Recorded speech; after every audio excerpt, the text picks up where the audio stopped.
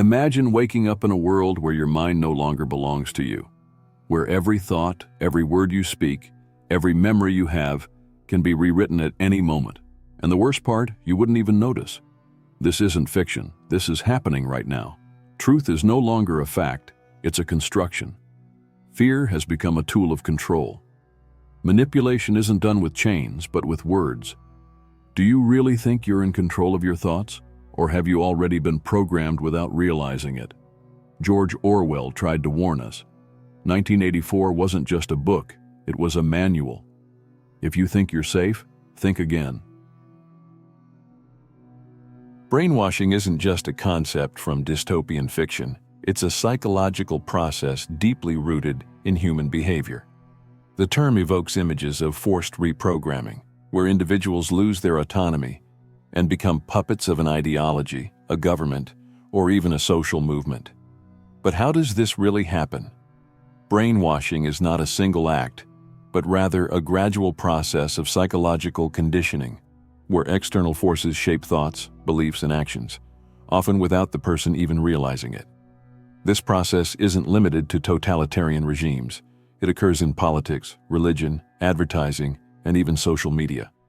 The key to understanding brainwashing is recognizing how repetition, emotional manipulation, and social pressure work together to weaken independent thinking. One of the most effective ways brainwashing works is by breaking down a person's perception of reality and replacing it with a controlled narrative. This happens by attacking an individual's pre-existing beliefs, leading them to doubt their own perceptions and memories. The more uncertain someone becomes about what is real, the easier they are to influence. This method has been extensively studied in psychology, particularly in the context of cults and ideological propaganda. Milgram's experiment, for example, demonstrated how ordinary people could be led to obey harmful orders simply by trusting an authoritative figure.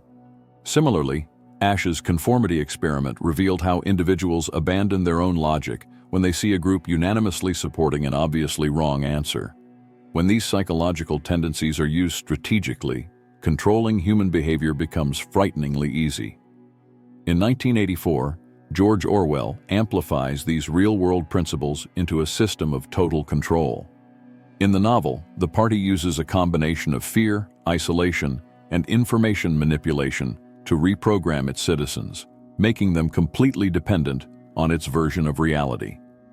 But Orwell's warning goes beyond fiction. Brainwashing doesn't always happen through force.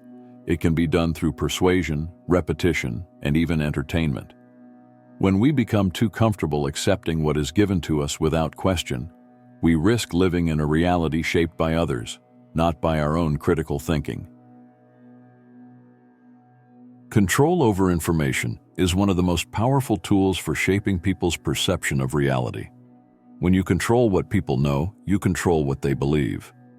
In 1984, Orwell introduces Big Brother, an omnipresent leader who is never seen but holds absolute influence over society. The figure of Big Brother represents total surveillance and the monopoly on truth, a concept that strongly resonates with the modern world.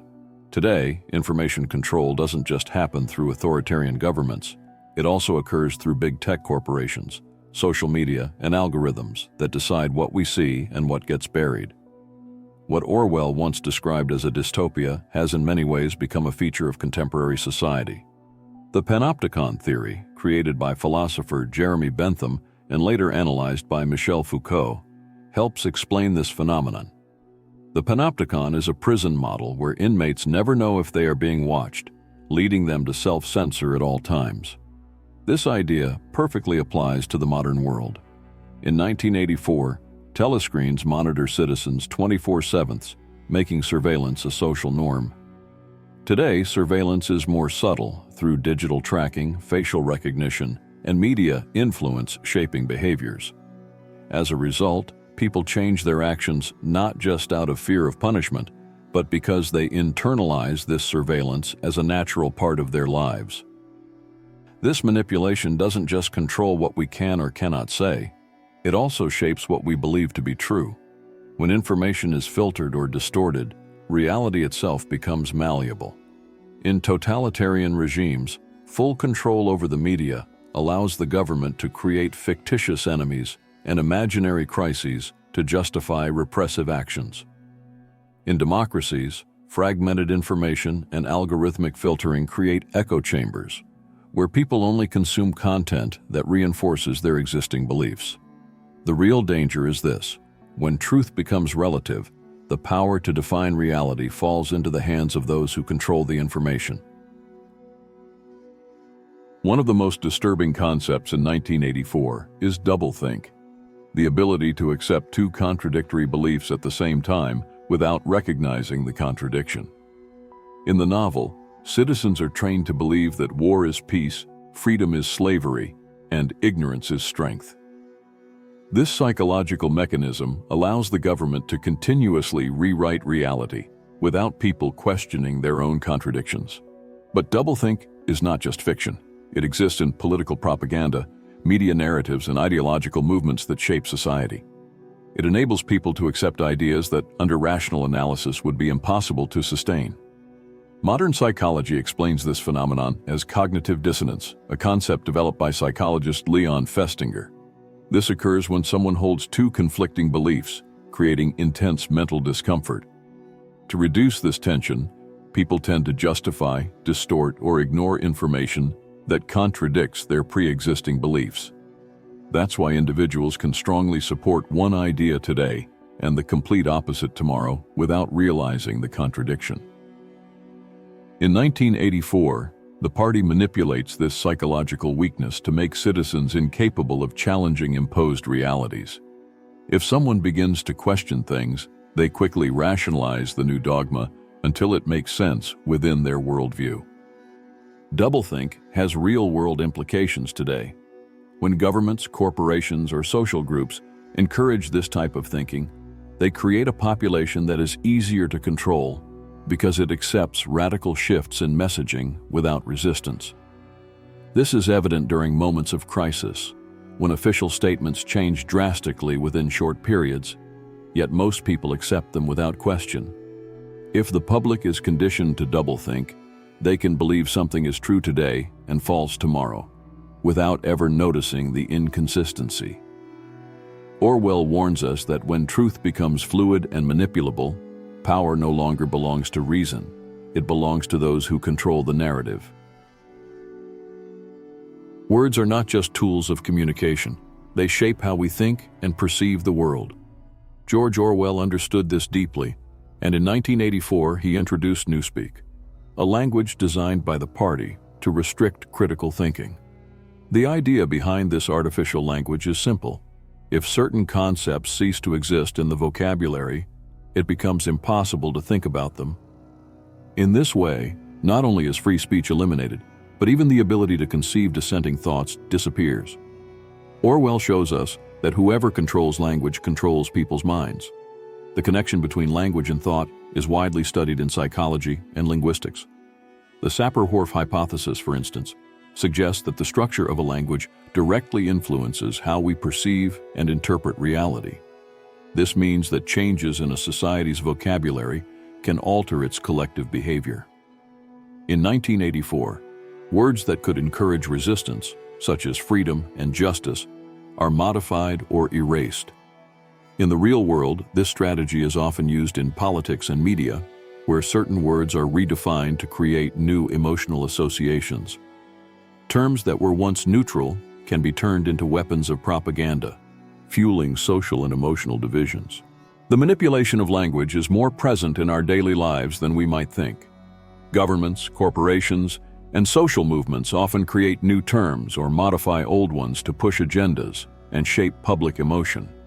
A classic example is the rebranding of the word war. In many political speeches, armed conflicts are no longer called wars, but are instead labeled as humanitarian interventions or peacekeeping actions, softening the public's perception of what is actually happening. Another example is the use of the word disinformation, which, depending on the context, can be selectively applied to discredit certain opinions while leaving others, equally questionable, untouched. Small shifts in vocabulary can reshape entire debates, making certain ideas socially acceptable or unacceptable. Throughout history, Totalitarian regimes have altered language to reshape reality, but the same strategy is now visible in social media, where some narratives are amplified while others are suppressed. Orwell warns us that the erosion of language is not just a semantic issue. It may be the ultimate tool for erasing independent thought. Emotions are powerful weapons in the manipulation of the masses. In 1984, George Orwell introduces the 2 Minutes Hate, an event where the people of Oceania gather to unleash their fury against an external enemy, channeling their anger toward a specific target. The party encourages this collective hatred because it understands that an emotionally charged population thinks less, acts on instinct, and becomes easier to manipulate. Fear and rage not only reinforce obedience, but also serve as an effective distraction. While people are busy hating an external enemy, they fail to notice the contradictions and abuses of their own government. Modern psychology confirms this strategy. The scapegoat theory, studied by psychoanalyst René Girard, explains how social groups frequently choose a symbolic target to channel their frustrations and anxieties. When a government or ideology constructs a narrative that blames all problems on an external enemy, it prevents the population from questioning its own condition. This type of manipulation is widely used not just by authoritarian regimes, but also by political groups and the media. The logic is simple. A divided population, emotionally consumed by internal conflicts, is far easier to control. This phenomenon is not confined to fiction. In today's world, extreme polarization causes people to see the other side as the absolute enemy rather than considering different viewpoints rationally. Social media amplifies this behavior, as algorithms prioritize content that triggers strong emotions, especially outrage and anger. As a result, instead of questioning who truly holds power, society fractures into groups that attack each other, falling into the exact trap Orwell warned us about. In the end, a population emotionally manipulated doesn't need to be controlled by force. It controls itself, without realizing it is being guided toward a larger purpose. If brainwashing can happen without us even realizing it, the most important question is, how do we break free from it? Orwell suggests that in a world where truth is constantly distorted, independent thinking becomes an act of resistance.